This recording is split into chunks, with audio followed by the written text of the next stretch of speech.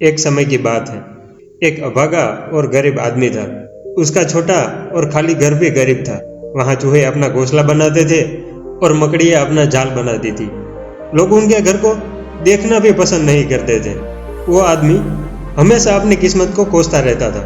उसे लगता था कि गरीबी का कारण उसकी किस्मत ही है और गरीबी के कारण ही वो ज्यादा चिंता में रहता है और शराब पीने जैसी बुरी आदत भी लग गई। अब तो उसे लगता था कि उसका भविष्य अब यही है।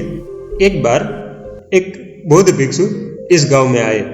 वो आदमी साधु से मिलने गया और अपनी किस्मत और गरीबी के बारे में बताया। तब साधु ने सब सुनकर उसे एक सुंदर सा फूलदान दिया जिसमें वो भगवान के लिए फूल लाते थे और भगवान की प्रार्थना करते थे। साधु ने कहा, यह सुंदर फूलदान से तुम्हारी गरीबी दूर हो जाएगी।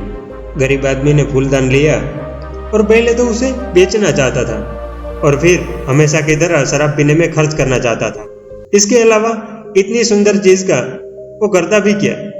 लेकिन फिर उसका मन बदला कि इतनी सुंदर वस्तु को बेचना क्यों, इसे तो घर ले जाना चाहिए।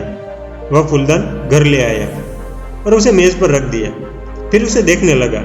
उस आदमी को लगा कि इतनी खूबसूरत चीज को खाली रखना ठीक नहीं, इसलिए वो घर के पास वाला बगीचे में जाकर सुंदर फूल ले आया और उसे फूलदान में रख दिया।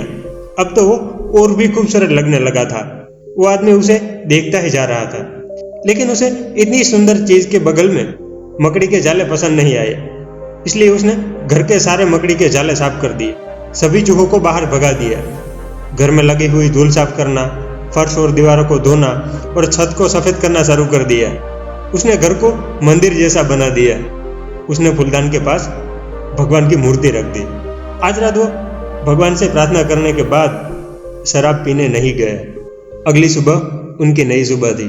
वो भगवान की पूजा करके काम पर चला गया।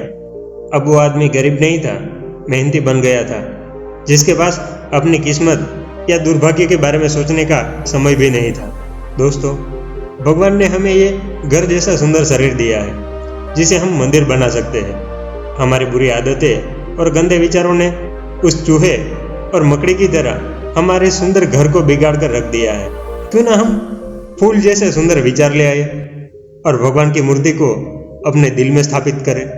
क्योंकि जब हम भगवान को मानने लगते हैं, उसमें श्रद्धा रखते हैं, भरोसा करते हैं, तो हमारे सारे दुख, हमारी गरीबी दूर हो जाती है। क्योंकि ये घर उनका भी तो है।